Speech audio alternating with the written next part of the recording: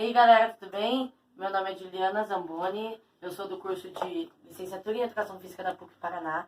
E hoje eu tô aqui para conversar com vocês um pouquinho, a pedido de um dos meus professores, o professor Ricardo Lemes da Rosa, sobre a inclusão de pessoas com necessidades especiais nas aulas de Educação Física no ensino médio. Pois bem, vamos começar falando das escolas, né?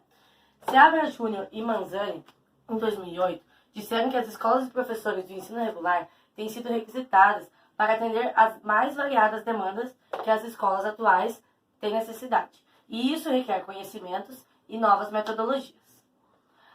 Lima, 2012, e Cruz, em 2008, disseram que a demanda de profissionais e a formação acadêmica das faculdades atuais não estão sendo suficientes. Eles usaram o termo frágil quando se referiu ao currículo das graduações devido à falta de matérias abrangendo pessoas com necessidades especiais, ou seja, algumas graduações não possuem nenhuma matéria com o aprofundamento necessário para que as pessoas que estão se formando docentes profissionais possam atuar com essas crianças dentro de sala de aula. O ambiente escolar, eu vou dividir para falar com vocês entre o ambiente administrativo e físico. No ambiente administrativo, são várias dificuldades encontradas pelos profissionais para incluir essas crianças nas aulas, como, por exemplo, o número de alunos por turma. Se o número de alunos por turma é muito grande, é muito difícil dos professores fazerem a inclusão. A falta de apoio da direção na questão de contratar um professor auxiliar. Essas crianças, para elas serem incluídas da melhor forma, para que a aula seja proveitosa para elas, é mais fácil se ela tiver um profissional para dar a atenção que ela precisa. Uma das dificuldades encontradas também, falada por Fiorini em 2011, foi a falta do tempo que os professores têm para fazer um planejamento adequado. Os professores reclamam de ter a hora de atividade, mas talvez não seja o suficiente para fazer um planejamento adequado para a inclusão dessas crianças. E por último, e não menos importante, o ambiente escolar também não é favorável. Segundo o Araújo Júnior, em 2012, ele disse numa das suas pesquisas que o ambiente escolar, não só nas áreas utilizadas pela educação física, mas como um todo, não são adequados para receber crianças com deficiência. Pois bem, agora eu vou falar um pouquinho sobre a conduta dos professores. Aqui tem uma citação do Felkepbeck e do Lopes, 2010, que falam que as pesquisas indicam dificuldades para incluir e poderiam estar das condições de trabalho, ou seja, não tem a ver só com a falta de interesse do professor, tem a ver também com as condições de trabalho que ele está inserido, se isso é motivador ou não. Mas também, em contrapartida, eles dizem que os docentes precisam aceitar mudanças e refletir para modificar sua conduta, assim como o desinteresse em estudar e dialogar com os pares acerca de possibilidades de novas ideias. Ou seja, o professor alega estar desmotivado pela falta de condições de trabalho que recebe dentro das escolas, tanto as públicas quanto as particulares, em relação aos alunos com deficiência. Mas também é necessário que eles corram atrás e que eles estejam dispostos a aceitar essas mudanças. Pronto. Pois bem, um dos fatores encontrados também por Fiorini num artigo em 2011 é a insegurança dos professores, que também é um fator que dificulta a inclusão dos alunos com deficiência. Ou seja, a insegurança no sentido assim, eu até posso saber o que fazer com aqueles alunos, mas eu sou inseguro se aquilo vai ofender ele, se aquilo vai incluir eles, talvez eu não vou excluir mais ele ainda. Então é necessário que os professores tenham confiança nas suas atitudes. E para que eles tenham confiança em suas atitudes, é necessário que eles estudem cada vez mais sobre o tema. Agora vamos falar um pouquinho sobre os alunos. Os alunos com deficiência também estão incluídos nesse processo que eles passam para serem aceitos, digamos assim. Então, alguma das características encontradas por alguns autores estudados foi assim, que o sentimento de inferioridade, segundo Fiorini, o sentimento de inferioridade, de se sentir mal, se sentir diferente do outro. O Rodrigues, em 2006, falou que falta constantemente das aulas. Por exemplo, o fato deles não conseguirem agir e ter o mesmo desenvolvimento na escola, não só na educação física, como das outras matérias, faz com que eles tenham mais vontade de faltar aula. E os pais, às vezes, por não entenderem a importância disso, acabam apoiando. Esse fator da falta é visto mais na educação física porque, vamos usar um exemplo de um aluno cadeirante. Um aluno cadeirante, ele não consegue ter 100% de aproveitamento numa aula de educação física, caso não tenha a ajuda de todos esses fatores que a gente acabou de falar aqui no nosso vídeo. Aí, por exemplo, assim, ele vai pedir pra mãe pra faltar, porque ele não quer ficar só sentado do lado, olhando os amigos dele correr, porque é uma coisa que ele não consegue. Então, isso a importância do papel do professor para fazer a motivação desses alunos. Também, segundo Brito, Lima e Faldenbeck, em 2012 e 2010, o desinteresse em participar das aulas, ou seja, também tem alguns deficientes, ou alguns portadores de necessidades especiais, que não têm interesse em fazer as aulas porque nunca tiveram uma experiência prazerosa com isso. Talvez se eles tivessem tido uma experiência prazerosa, eles adorariam fazer aquelas aulas, como é o caso de alguns.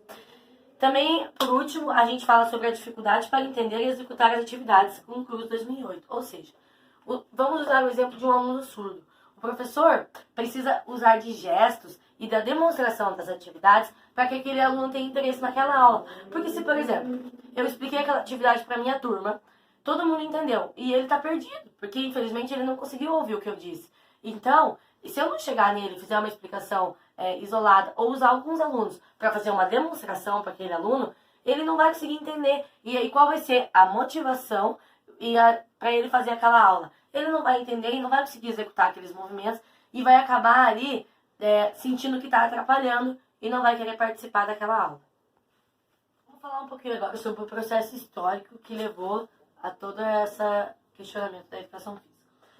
Segundo Soares, em 2012, numa publicação, ele disse que o descobrimento da educação física no Brasil se iguala ao seu descobrimento literal.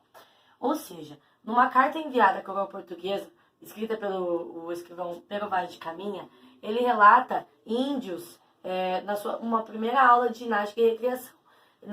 No relato que ele escreveu para a coroa portuguesa, ele disse que eles dançavam, pulavam e faziam atividades que aparentemente os entendiam.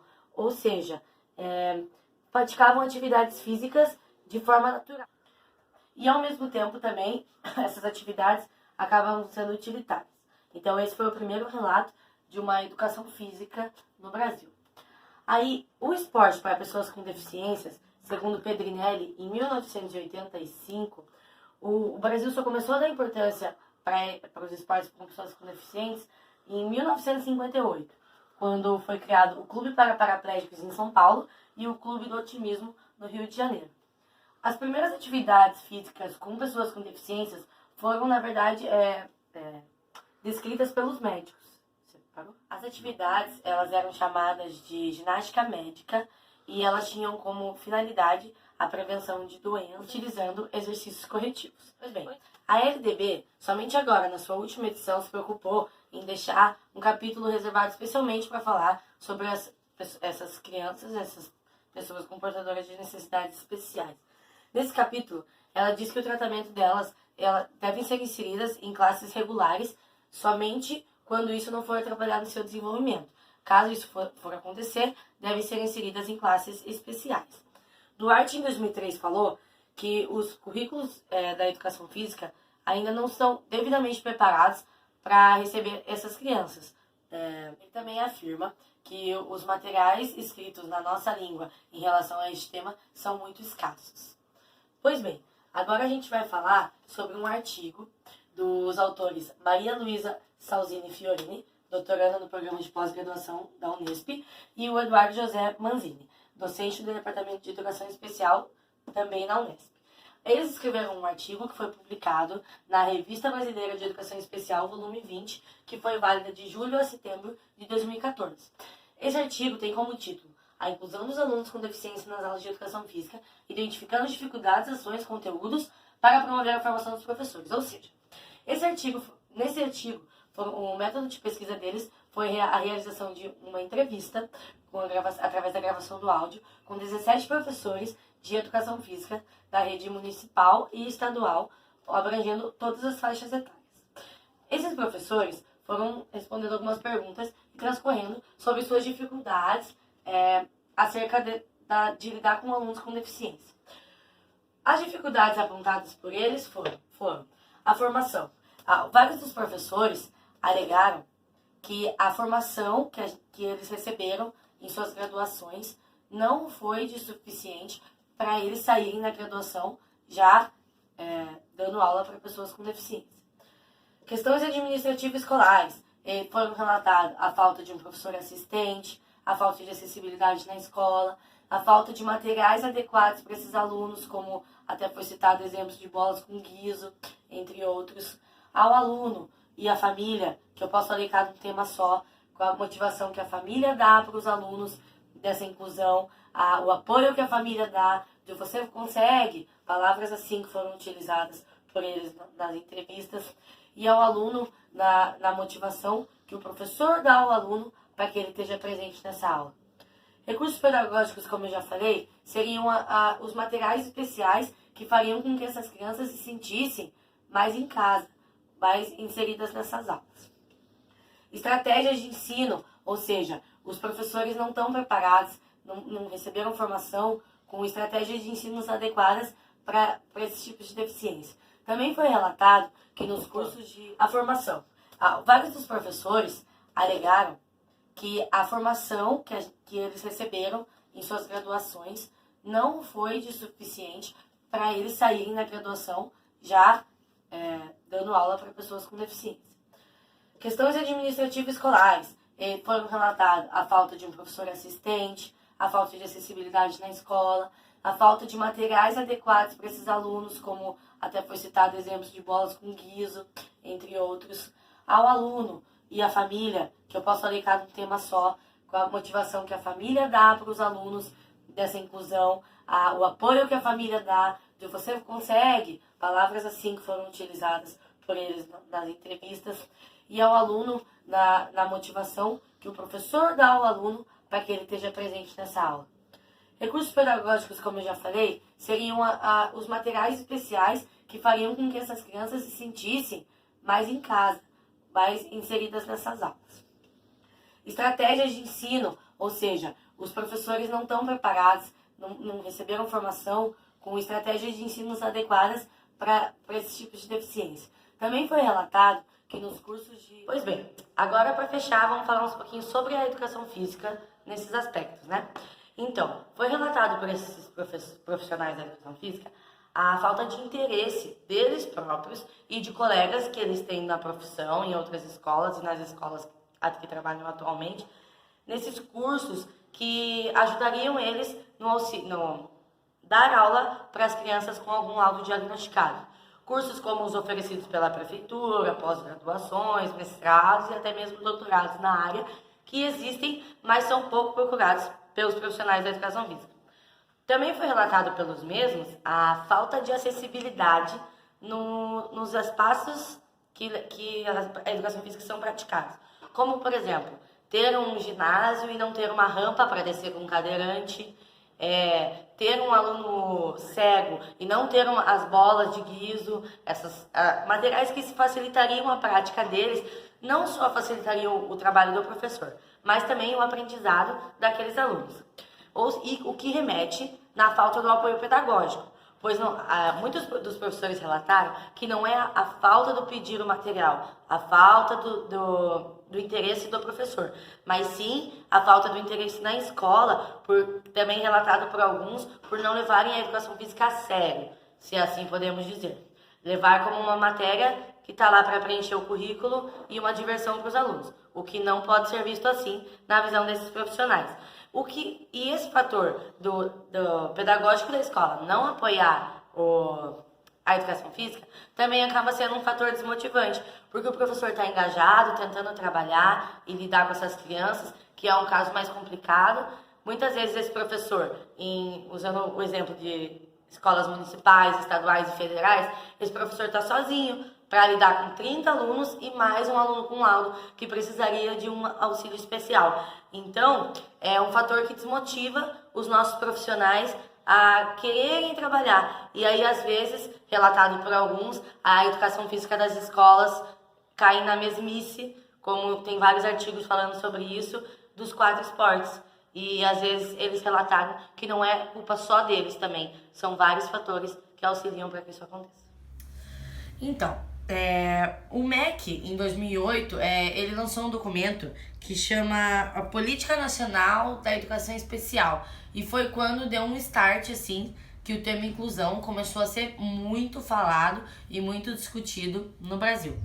Bueno e Carneiro, em 1999, relataram, em uma pesquisa que eles fizeram, que o tema inclusão, de modo geral, inclusão, acessibilidade e deficiências, era muito pouco abordado nas graduações de licenciatura. Ou seja, eles disseram nessa pesquisa que o tema não poderia e não deveria ser, como a maioria das licenciaturas trazem no currículo, uma matéria em específico tratando sobre algumas deficiências ou todas. Porque, na verdade, eles relatam que o professor não tem tempo suficiente para falar sobre todas as deficiências que existem, todos os laudos médicos, em apenas uma matéria.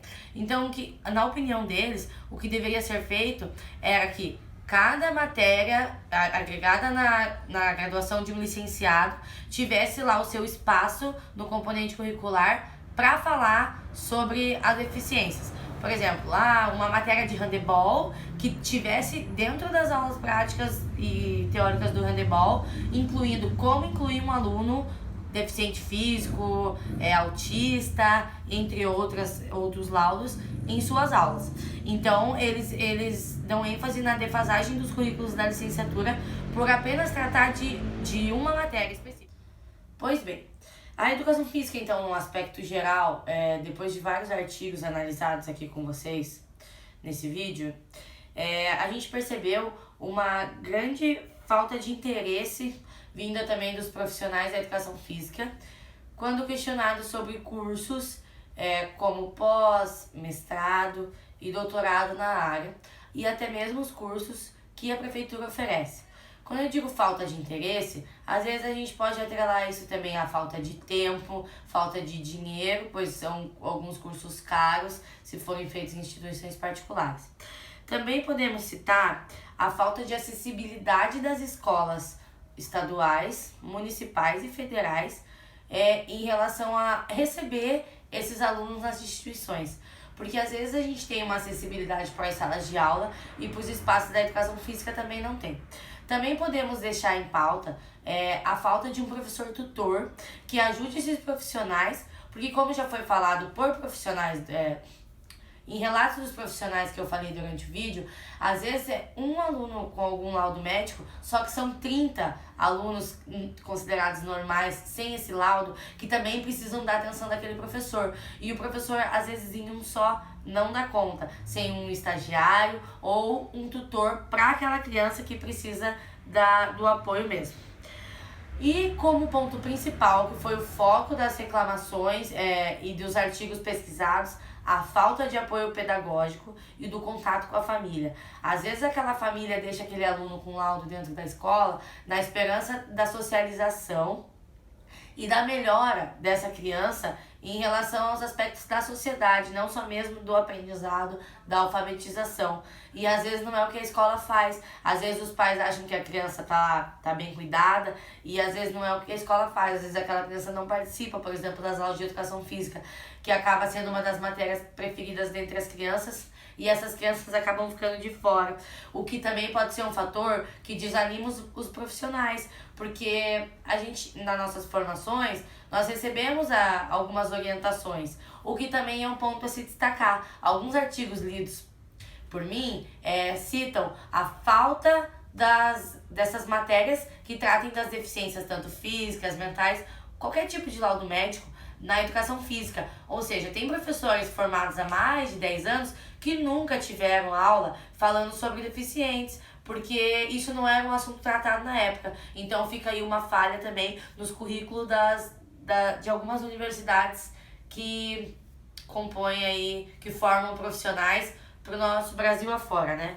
Eu quero agradecer a atenção de todo mundo, espero que eu possa ter ajudado vocês a compreender um pouquinho mais sobre o tema inclusão. Lembrando sempre que para você que vai entrar nesse ramo da educação física, que quer se tornar um professor, ou às vezes vai para uma academia, não deixa de ser profissional da educação física, lembrando sempre que é importante a gente se atualizar, porque quem faz a nossa profissão somos nós mesmos, quem está no mercado, quem está entrando. Então, a nossa imagem provém do nosso trabalho. Então, quanto mais trabalho, mais aprendizado, melhor fica a nossa imagem, o nosso salário, a nossa vontade de trabalhar, mais os alunos vão gostar. Então eu agradeço a todo mundo, espero ter ajudado, muito obrigada.